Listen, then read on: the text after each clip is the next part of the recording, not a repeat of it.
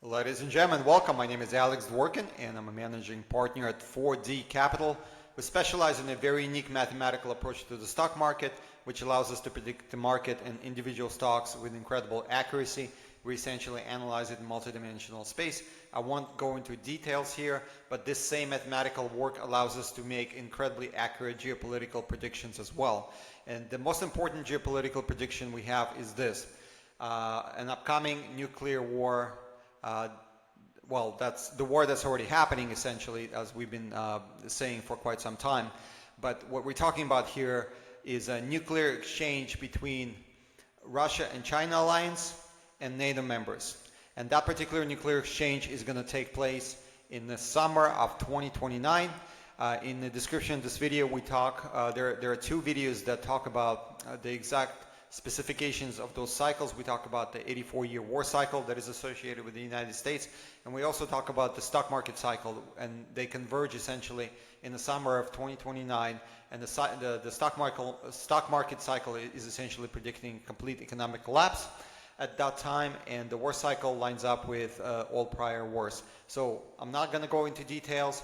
We actually just dropped a book a couple of hours ago, as you can see here on Amazon. You can go ahead and purchase it, and you can get all of that information there. Or alternatively, you can listen to the videos that we have down below in the description of this video, and you'll get the same information. But what separates this particular book from just identifying those very important cycles, it talks about, well, many different things, but one of the best selling points, I guess, I should say, is that this book talks about how you can essentially avoid the fate of millions of people that will be stuck in this conflict, or I should say that will be destroyed in this conflict. And it gives you a very good step-by-step formula of where to relocate, what to do, how to structure your life. So a lot of very valuable information you're going to be able to gather from this particular book. So just go to Amazon, I guess, or I'll put the link in the description of this video as well. But you can go to Amazon and search it, and I'll be very grateful if you purchase it, obviously, and leave a review, hopefully a good one. And yeah, so we'll be promoting this book. Once again, as I just mentioned, just dropped, but yeah, we're very excited. It's a lot of very valuable information that I believe will save quite a few people who are willing to read it. So with that in mind, once again, we do anticipate a nuclear exchange. All of our work points that way in the summer of 2029 between, once again, Russia-China alliance and NATO members. And according to our work, according to our research, that particular nuclear exchange will be life-changing for the planet, because it will essentially entirely decimate the northern hemisphere.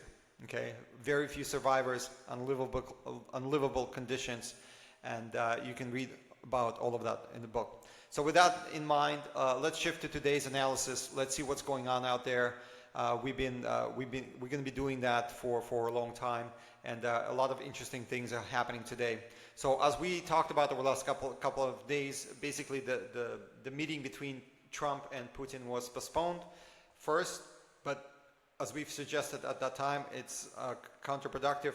They're not going to agree to anything, and that is indeed definitely the case now. As you can see, the meeting has been canceled, and the reason the meeting has been canceled is that 2 days ago, Lavrov and Rubio had a phone call, and during that phone call, they ended up being so far apart on different spectrums that it was decided that the meeting would be counterproductive, and President Trump would essentially go ahead in terms of escalating this war going forward. So we've been talking about this exact outcome for at least a couple of days, and now it is becoming a reality. So you're not going to hear this anywhere else. So what they were talking about is that the United States wanted to freeze the conflict at the current front line. And obviously Russia has done that before, and Russia learned the hard way that this is not going to work, because all it's going to happen is that NATO is going to regroup, because Ukrainian military is essentially collapsing, very few soldiers left, weapons are not playing a major role. So they're losing this war, and Russia is advancing pretty fast. So they wanted to freeze the conflict, they wanted to rearm Ukraine, they wanted to be back at it probably within a year, okay? And Russia understands this very clearly, and they were not playing the game. So that's the reason the meeting was canceled, and that's the reason that President Trump has decided to escalate this. And we talked about yesterday that there's going to be an escalation, and it's coming down the pipeline, and you're seeing that today. So let's go over some of these articles really fast today. I'm limited on time, and you're going to see. So this one is very interesting because so Russia-Ukraine war, Europe and Kyiv develop a 12-point peace plan to end conflict. It should be called, this is the sheer insanity of what's going on out there. So this 12-point peace plan should be called 12-point Russia surrender plan. And what's absolutely insane about all of this is that Russia is once again winning the war on the ground. They have all the cards. They're suffering very limited losses. They're advancing across the entire front line. I'm not going to get into the specifics of that because there's a lot of people doing that, and it's not very important. Just trust me, and you can do the research on your own. The Ukrainian military is being decimated. There is very few people left of fighting age, as a matter of fact, and there's absolutely no chance that Ukraine can sustain this particular conflict. So yeah, and it's like wishful thinking, right? If you're in a lot of trouble, for example, in financial markets or in your own personal finances, you create this wish plan of what other people should do, and that's not going to happen. The creditors are not going to back you up. You're not going to get a cash infusion, things like that. So it's very similar to what Kyiv and the European Union are trying to accomplish. So it's just nuts, right? But that's the news we're getting here in the United States. So this is what I was talking about over the last couple of days, and that's exactly what we're getting. So U.S. announces new Russian sanctions against many different industries, including oil industries. Some people or some analysts are saying that these sanctions have teeth actually and going to impact Russia quite significantly. I didn't look into the details of it, but okay, fair enough, doesn't really matter. They've sanctioned Russia so much that there's very little that they can do going forward. But nevertheless, this is a very important indicator, a very important marker in terms of the Russia-US relationship that indicates that Trump has realized that the war is, Russia is not going to surrender. Russia is not going to freeze this conflict. They're going for the win, and he's escalating this. So this is the first step in escalation. Once again, it's economic. We'll talk about kinetic here in a second in terms of Tomahawk missiles, but yeah, so there you go. We talked about it a few days ago, and that's what you're seeing now. So European targets, Russian long natural gas, crypto banking, sweeping 19 sections. I mean, they have so many sanction packages that it doesn't really matter, right? But once again, this is just yet another indicator, another marker that they're moving towards war. First, remember, it's always economic. And then second of all, it becomes kinetic. So their proxy, Ukraine is losing the war, and now they're going towards escalation ladder, okay? So Russia is starting to become fairly pissed off about it. So you can search this video and listen to her. This is a spokesperson for the Russian Ministry of Russian State Department. Okay, so she's the spokesperson. I don't really recall what it's called. Maybe Russian Ministry of Information or something like that, but it doesn't really matter. So basically, Russia is getting really fed up, really upset about the whole situation, as well as the Russian populace, and they're turning on Putin as we speak for that particular reason. So in that sense, the U.S. is being successful. But here's what most people missing about this particular situation is the fact that this particular sanction package from Trump is the first and I don't want to say the only marker that Russia needs to realize the situation. I mean, it's clear as night and day what's going on. I've been talking about it for a long time. Very few people have this point of view, but I do. But Russia is now becoming to realize that Trump is not interested in peace. Trump is interested in what the American deep state is interested in, which is the destruction of Russia. So now Russia is getting confirmations, and that's confirmations of that. And that is the reason why the spokesperson for the Russian Ministry of Information is so angry, so to speak, about this particular situation. So, but now the reality is setting in, and I hope now is everybody's understanding where this is all heading, okay? So an interesting...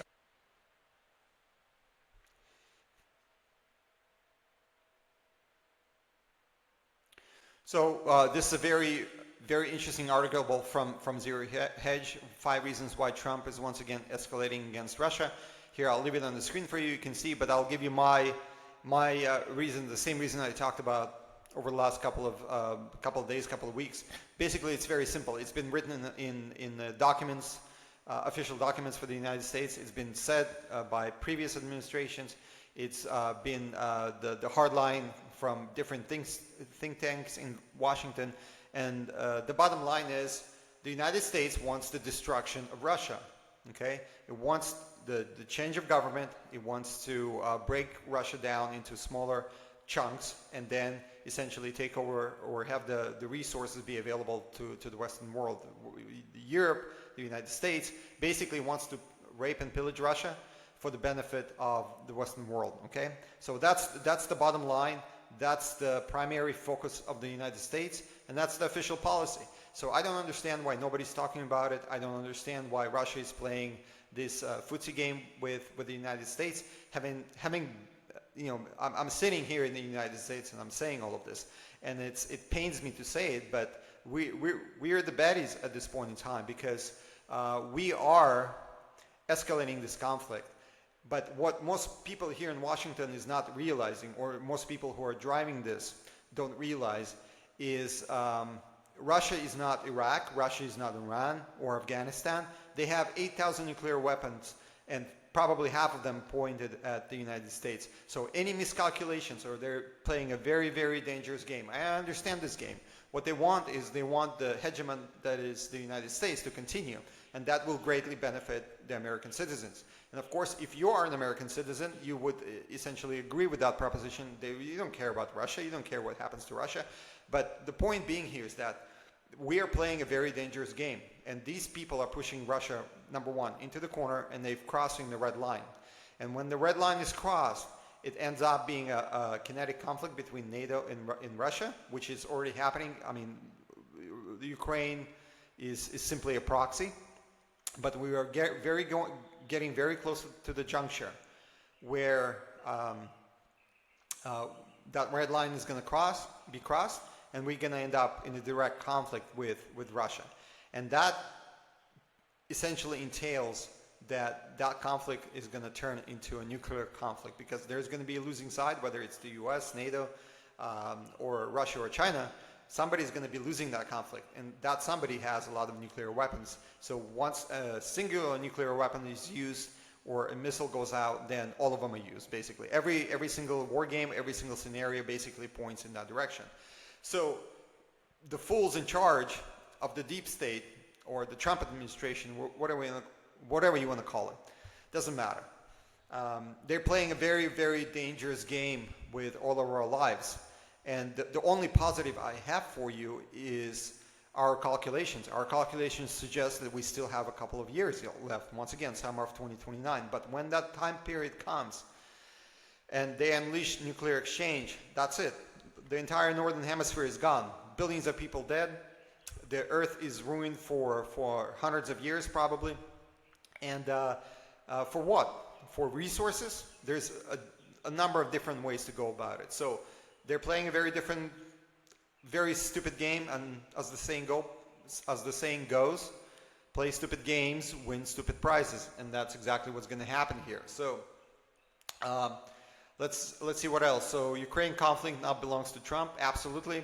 That's, I believe, one of the reasons that he was elected. I believe that 95% of Americans don't want anything to do with Ukraine.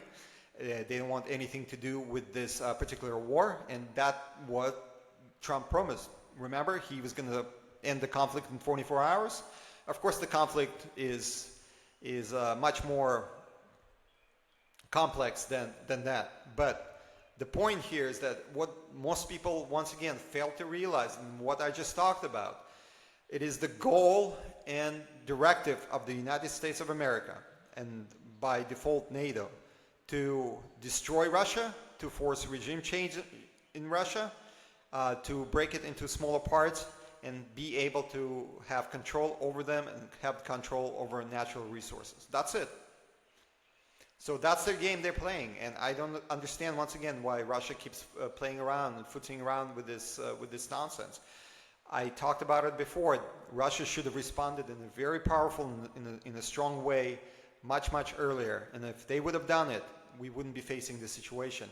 We would have been facing the situation that we had in the 50s and 60s, where America knew that if they crossed that red line, there would be nuclear war and everybody would respond. And because of that, everybody respected everyone. But at this point in time, the deranged people in Washington believe that they can keep pushing Russia, further and further and further into the corner, and eventually what's going to happen is a regime change in Russia, and possibly that is going to be happening because quite a bit of Russian populace is pissed off with President Putin because of this.